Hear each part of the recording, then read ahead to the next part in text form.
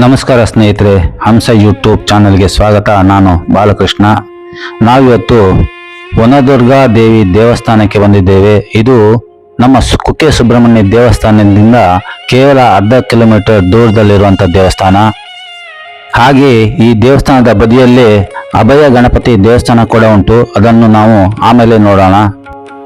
ಈ ದೇವಸ್ಥಾನವನ್ನು ಹಳೇ ಮಾದರಿಯಲ್ಲೇ ಕಟ್ಟಿದ್ದಾರೆ ನೋಡಿ. ಪೂರ್ತಿಯಾಗಿ ಕೆಂಪು ಕಲ್ಲಿನಿಂದನೇ ಕಟ್ಟಿರುವಂತ ಹಳೆಯ ಮಾದರಿಯ ದೇವಸ್ಥಾನ. ಯಾವುದೇ ರೀತಿಯಾದ ಸಿಮೆಂಟ್ ಪ್ಲಾಸ್ಟರಿಂಗ್ ಇಲ್ಲ.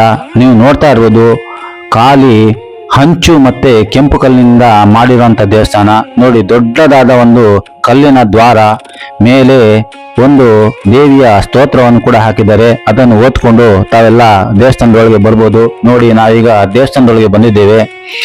ದೂರದಲ್ಲಿ ಕಾಣ್ತಾ ಇರೋದು ನಿಮಗೆ ದೇವಿಯ ಗರ್ಭಗುಡಿ, ವನದುರ್ಗಾ ದೇವಿಯ ಗರ್ಭಗುಡಿ ನೋಡ್ತಾ ಇದ್ದೀರಿ. ಈಗ ನೀವು ದೇವಿಯ ಒಂದು ಮೂರ್ತಿಯನ್ನು ದೂರದಲ್ಲಿ ನಿಮಗೆ ಕಾಣ್ತಾ ಇರ್ಬೋದು. ಒಳಗೆ ದೀಪದ ಬೆಳಕನ್ನು ಬಿಟ್ಟರೆ ಬೇರೆ ಯಾವ ರೀತಿಯಾದ ಬೆಳಕಿಲ್ಲ. ಹಾಗಾಗಿ ಸ್ವಲ್ಪ ಮಬ್ಬಾಗಿ ನಿಮಗೆ ಕಾಣ್ತಾ ಇರ್ಬೋದು ಸ್ನೇಹಿತರೆ. ಎಷ್ಟು ಸುಂದರವಾದ ದೇವಸ್ಥಾನ, ಬಹಳ ಹಳೆಯ ದೇವಸ್ಥಾನ ಇದು. ತುಂಬಾ ಚಿಕ್ಕದಾಗಿತ್ತಂತೆ ಮೊದಲು, ಅದನ್ನು ಈಗ ಜೀರ್ಣೋದ್ಧಾರ ಮಾಡಿದ್ದಾರೆ. ಅದು ಕೂಡ ಯಾವುದೇ ರೀತಿಯಾದ ಹೊಸತನ ಇಲ್ಲದೆ ಖಾಲಿ ಕೆಂಪು ಕಲ್ಲಿನೇ ಮಾಡಿರುವಂತ ದೇವಸ್ಥಾನ ನೋಡಿ. ಇಲ್ಲಿ ಅಭಯ ಅಮ್ಮನವರೊಂದು ಗುಡಿ ಕೂಡ ಉಂಟು. ಹಾಗೆ ನೋಡ್ತಾ ಇರ್ಬೋದು ನೀವು, ಆ ಕಂಬಗಳ ವಿನ್ಯಾಸ ನೋಡ್ಬೋದು. ಗರ್ಭಗುಡಿಯನ್ನು ಮಾತ್ರ ಶಿಲಾಮಯ ಮಾಡಿದ್ದಾರೆ. ಸುತ್ತಿನ ಪೌಳಿಯನ್ನು ಪೂರ್ತಿಯಾಗಿ ಕೆಂಪು ಕಲ್ಲಿಂದನೇ ಮಾಡಿದ್ದಾರೆ. ಯಾವುದೇ ರೀತಿಯಾದ ಆಡಂಬರ ಇಲ್ಲವೇ ಇಲ್ಲ. ನೋಡ್ತಾ ಇರ್ಬೋದು ನೀವು ಎಷ್ಟು ಸುಂದರವಾಗಿದೆ. ಬೆಳಕಿನ ಅಭಾವ ಸ್ವಲ್ಪ ಕಮ್ಮಿ, ಯಾಕೆ ಅಂದ್ರೆ ತುಂಬಾ ಮಳೆ ಬರ್ತಾ ಉಂಟು, ತುಂಬಾ ಮೋಡ ಆಗಿದೆ. ಹಾಗೆ ನಿಮಗೆ ಬೆಳಕಿನಲ್ಲಿ ಸ್ವಲ್ಪ ಕಮ್ಮಿಯಾಗಿ ತೋರ್ಬೋದು. ನೀವು ನೋಡ್ತಾ ಇರ್ಬೋದು, ಸಣ್ಣದಾಗಿ ಮಳೆ ಕೂಡ ಬರ್ತಾ ಉಂಟು. ಯಾವುದೇ ರೀತಿಯಾದ ಇಲ್ಲಿ ಸಿಮೆಂಟ್ ಅನ್ನು ಉಪಯೋಗಿಸ್ಲಿಲ್ಲ ನೋಡಿ. ನಡೆಯುವಾಗ ಭಕ್ತರು ಜಾಗ್ರತೆ ಮಾಡಿ. ಮಳೆಗಾಲದಲ್ಲಿ ಬಂದ್ರೆ ಈ ಕಲ್ಲಿನ ಮೇಲೆ ನಡೆಯುವಾಗ ಸ್ವಲ್ಪ ಜಾರಬಹುದು ಸ್ನೇಹಿತರೆ. ಉಡುಪಿ ಹತ್ತಿರ ಇರುವಂತ ಕುಂಜಾರಗಿರಿ ಶ್ರೀ ದುರ್ಗೆ ಹಾಗೂ ಸುಬ್ರಹ್ಮಣ್ಯ ಶ್ರೀ ವನದುರ್ಗಾ ದೇವಿ ಒಂದೇ ರೀತಿ ಇದೆ ಎಂದು ಮಾಹಿತಿ ಉಂಟು ಸ್ನೇಹಿತರೆ. ಹಿಂದಿನ ಸ್ವಾಮೀಜಿಗಳು ಆಗಾಗ ಕುಂಜಾರಗಿರಿ ಬೆಟ್ಟಕ್ಕೆ ಹೋಗಿ ದೇವಿಯ ಉತ್ಸವಾದಿಗಳಿಗೆ ಭಾಗಿಯಾಗ್ತಿದ್ರಂತೆ. ಹಾಗಾಗಿ ಒಂದು ದಿನ ಅವರ ಕನಸಲ್ಲಿ ಬಂದು, ದೇವಿ ನಾನು ಎಲ್ಲಿಯೂ ಹೋಗಿಲ್ಲ, ಇಲ್ಲಿಯೇ ನೆಲೆಸಿದ್ದೇನೆ ಅಂತ ಹೇಳಿದ್ರಂತೆ. ಹಾಗಾಗಿ ಇಲ್ಲಿ ಈ ವನದುರ್ಗಾ ದೇವಿಯ ಮೂರ್ತಿಯನ್ನು ಪ್ರತಿಷ್ಠಾಪನೆ ಮಾಡಿದ್ರು ಅಂತ ಇತಿಹಾಸ. ಹಾಗೆ ಭಟ್ರನವರು ಕೂಡ ಹೇಳಿದ್ರು. ಹಾಗಾಗಿ ದೇವಸ್ಥಾನವನ್ನು ಪೂರ್ತಿಯಾಗಿ ಮಲೆನಾಡು ವಾಸ್ತುಶೈಲಿಯ ರೀತಿಯಲ್ಲೇ ನಿರ್ಮಾಣ ಮಾಡಿದ್ದಾರೆ ಸ್ನೇಹಿತರೆ. ನೋಡಿ ಎಷ್ಟು ಚಂದದ ದೇವಸ್ಥಾನ. ಆ ಸುತ್ತುಕೋಳಿ ಮೇಲೆ ಇರುವಂತ ಹಂಚು ಎಲ್ಲ ಮಂಗಳೂರು ಹಂಚಿನವು. ಹಾಗೆ ಗೋಡೆ ಪೂರ ಮುರಕಲ್ಲಿನಿಂದ ಮಾಡಿದ್ದಾರೆ ಸ್ನೇಹಿತರೆ. ನೋಡಿ ಎಷ್ಟು ಸುಂದರವಾದ ದೇವಸ್ಥಾನ.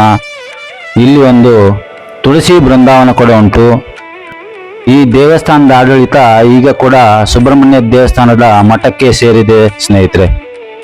ದೇವಸ್ಥಾನದ ಒಳಗೆ ತಂಪಾದ ವಾತಾವರಣ ಸ್ನೇಹಿತರೆ. ಆ ಕಂಬಗಳನ್ನು ನೋಡಿ, ಒಂದು ಸುರುಳಿ ರೀತಿಯ ಆಕಾರದಲ್ಲಿ ನಿರ್ಮಾಣ ಮಾಡಿದ್ದಾರೆ. ನೋಡ್ಲಿಕ್ಕೆ ತುಂಬಾ ಹಳೆಯ ಕಾಲದ ದೇವಸ್ಥಾನದ ಹಾಗೆ ಭಾಸ ಆಗ್ತದೆ. ಇಲ್ಲಿ ನಿಮಗೆ ತೀರ್ಥ ಪ್ರಸಾದ ಗಂಧ ಎಲ್ಲ ಕೊಡ್ತಾರೆ. ಬಹಳ ಪಾವಿತ್ರತೆ ಇರುವಂತ ದೇವಸ್ಥಾನ, ಬಹಳ ಕಾರ್ಣಿಕ ಇರುವಂತ ಅಮ್ಮನವರ ಗುಡಿ. ಹಾಗೆ ಇಲ್ಲಿ ಕೂಡ ಭದ್ರಕಾಳಿ ಅಮ್ಮನವರ ಗುಡಿ ಕೂಡ ಉಂಟು ಈ ದೇವಸ್ಥಾನದ ಬದಿಯಲ್ಲೇ. ನೋಡಿ ನಿಮಗೆ ಎಷ್ಟು ಚಂದ ಕಾಣ್ತದೆ. ಬಹಳ ಸುಂದರವಾದ ದೇವಸ್ಥಾನ. ಕುಕ್ಕೆ ಸುಬ್ರಹ್ಮಣ್ಯಕ್ಕೆ ಬಂದವರು ಇಲ್ಲಿ ಕೂಡ ಬಂದು ಭೇಟಿ ಕೊಡಿ. ಇಷ್ಟು ಸುಂದರವಾದ ದೇವಸ್ಥಾನ ಎಲ್ಲಿಯೂ ಕೂಡ ಕಾಣ್ಲಿಕ್ಕೆ ಸಿಕ್ಕುದಿಲ್ಲ ಸ್ನೇಹಿತರೆ. ಎಷ್ಟು ಚಂದದ ದೇವಸ್ಥಾನ. ದೇವಸ್ಥಾನದ ಇತಿಹಾಸವನ್ನು ನಾನು ನನ್ನ ಡಿಸ್ಕ್ರಿಪ್ಷನ್ ಬಾಕ್ಸ್ನಲ್ಲಿ ಹಾಕಿರ್ತೀನಿ. ಆಸಕ್ತಿ ಉಳ್ಳವರು ಓದ್ಬೋದು ಸ್ನೇಹಿತರೆ. ಈ ಥರ ಶೈಲಿಯ ದೇವಸ್ಥಾನ ನಿಮಗೆ ಬೇರೆಲ್ಲೂ ಕಾಣಲಿಕ್ಕಿಲ್ಲ. ನೋಡಿ ಎಷ್ಟು ಸುಂದರವಾದ ಆ ಬಾಗಿಲಿನ ಕೆತ್ತನೆ, ಆ ಹಳೆಯ ಕಾಲದ ರೀತಿಯಾದ ಒಂದು ದೇವಸ್ಥಾನ. ಬಹಳ ಅಂದವಾದ ದೇವಸ್ಥಾನ ಸ್ನೇಹಿತರೆ. ಬನ್ನಿ ನಾವೀಗ ಬದಿಯಲ್ಲಿ ಇರುವಂತ ಗಣಪತಿ ದೇವಸ್ಥಾನ ಕೂಡ ನೋಡಿಕೊಂಡು ಬರೋಣ. ನೋಡಿ ಸ್ವಲ್ಪ ಬೆಳಕಿನ ವ್ಯವಸ್ಥೆ ಭಾಳ ಕಮ್ಮಿ ಇರೋದ್ರಿಂದ ನಿಮಗೆ ಅಷ್ಟು ಚಂದ ಕಾಣಲಿಕ್ಕಿಲ್ಲ. ಆ ಕಂಬ ಕೂಡ ಪೂರ್ತಿಯಾಗಿ ಮುರಕಲ್ಲಿಂದನೇ ಮಾಡಿರುವಂಥದ್ದು. ನೋಡಿ ಆ ಆರ್ಚ್ ನೋಡಿ ಇಲ್ಲಿ ದೇವಸ್ಥಾನ ಹೊರಬದಿಯಿಂದ ನಿಮಗೆ ಹೇಗೆ ಕಾಣ್ತದೆ. ನೋಡ್ಲಿಕ್ಕೆ ಹಳೇ ಕಾಲದ ದೇವಸ್ಥಾನ ಕಂಡಾಗೆ ಕಾಣ್ತಾ ಉಂಟು. ಆ ದೇವಸ್ಥಾನವನ್ನು ವಾಸ್ತುವನ್ನು ಹಾಗೆ ಉಳಿಸಿಕೊಂಡಿದ್ದಾರೆ. ದೇವಸ್ಥಾನದ ರಥವನ್ನು ಇಲ್ಲಿ ಬದಿಯಲ್ಲೇ ಇಟ್ಟಿದ್ದಾರೆ. ನಿಮ್ಗೊಂದು ಬೋರ್ಡ್ ಕಾಣ್ತಾ ಇರ್ಬೋದು ಸ್ನೇಹಿತರೆ, ವನದುರ್ಗಾ ದೇವಿ ದೇವಸ್ಥಾನ ಅಂತ.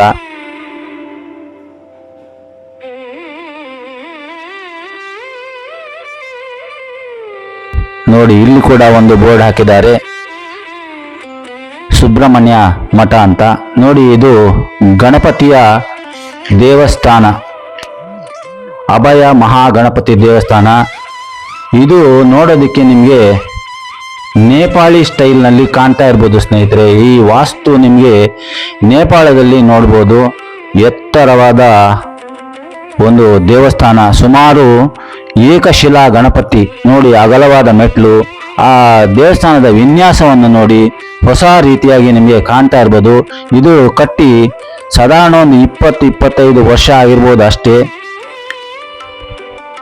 ನಾನು ಕೂಡ ಇದನ್ನು ಈಗಲೇ ನೋಡ್ತಾ ಇರೋದು ಸ್ನೇಹಿತರೆ, ಮೊದಲನೇ ಸಾರಿ ನಾನು ಕೂಡ ನೋಡ್ತಾ ಇದ್ದೇನೆ. ಬನ್ನಿ ಹೋಗಿ ನಾವು ಕೂಡ ಗಣಪತಿಯ ದರ್ಶನ ಮಾಡೋಣ. ನೋಡಿ ದೊಡ್ಡದಾದ ಒಂದು ದ್ವಾರ, ಬಹುಶಃ ಇಷ್ಟು ದೊಡ್ಡದಾದ ಒಂದು ಮಹಾದ್ವಾರ ಯಾವ ದೇವಸ್ಥಾನದಲ್ಲಿ ಕೂಡ ನಾನು ಇಷ್ಟೊತ್ತು ನೋಡಲಿಲ್ಲ. ನೋಡಿ ಎಷ್ಟು ಕೆಳಗಿಂದ ತೋರಿಸ್ತೇನೆ ನೋಡಿ ನಿಮಗೆ. ಎಷ್ಟು ಎತ್ತರವಾದ ಆ ದ್ವಾರ, ಅಷ್ಟು ಎತ್ತರವಾದ ಬಾಗಿಲನ್ನು ನಿರ್ಮಾಣ ಮಾಡಿದ್ದಾರೆ. ಎಷ್ಟು ಎತ್ತರ ಉಂಟು, ಸುಮಾರು 25 ಅಡಿ ಎತ್ತರ ಇರ್ಬೋದು ಸ್ನೇಹಿತರೆ. ಅಷ್ಟು ಎತ್ತರದ ಒಂದು ಮರದ ಬಾಗಿಲು, ಅಷ್ಟು ದೊಡ್ಡ ದಾರಂದ. ಆ ದಾರಂದಕ್ಕೆ ಅಷ್ಟು ದೊಡ್ಡ ಮರ ಎಲ್ಲಿ ಸಿಕ್ಕಿತ್ತಂತಾನೆ ಗೊತ್ತಿಲ್ಲ ಸ್ನೇಹಿತರೆ. ಬಹಳ ಆಶ್ಚರ್ಯ ಆಗ್ತಾ ಇದೆ ನನಗೆ. ನಿಜವಾಗಲೂ ನಿಮಗೂ ಕೂಡ ಆ ಅನುಭವ ಆಗ್ಬೋದು ಅಂತ ನಾನು ಅನ್ಕೊಳ್ತೇನೆ.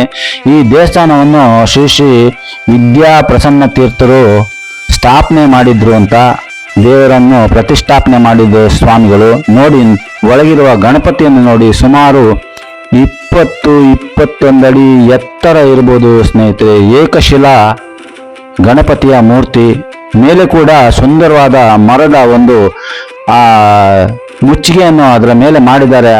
ಆ ಗಣಪತಿಯ ಮೇಲೆ ಎಷ್ಟು ಸುಂದರವಾದ ಗಣಪತಿ. ನಿಮಗೆ ಇಷ್ಟು ದೊಡ್ಡ ಗಣಪತಿ, ಏಕಶಿಲಾ ಗಣಪತಿ ಎಲ್ಲಿಯೂ ಕೂಡ ನೋಡಲಿಕ್ಕೆ ಸಿಕ್ಕಿರ್ಲಿಕ್ಕಿಲ್ಲ.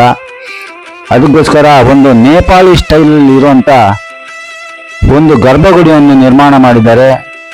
ನೋಡುವ, ನಾವು ಕೂಡ ಆ ದೇವರಿಗೆ ಒಂದು ಸುತ್ತು ಬರುವ. ಆ ಸುತ್ತಿನಲ್ಲಿ ಹೇಗೆ ಆ ದೇವರಿಗೆ ಅಭಿಷೇಕ ಮಾಡ್ತಾರೆ, ಯಾವ ರೀತಿಯಾದ ಅಲಂಕಾರವನ್ನು ಮಾಡ್ತಾರೆ ಅಂತ ಗೊತ್ತಿಲ್ಲ. ಬಹುಶಃ ಹಿಂದೆ ಒಂದು ಏಣಿ ಆಕಾರದಲ್ಲಿ ಏನಾದರೂ ಇಟ್ಟಿರಬಹುದು. ನೋಡುವ, ನಾವು ಕೂಡ ಹೋಗಿ ನೋಡುವ.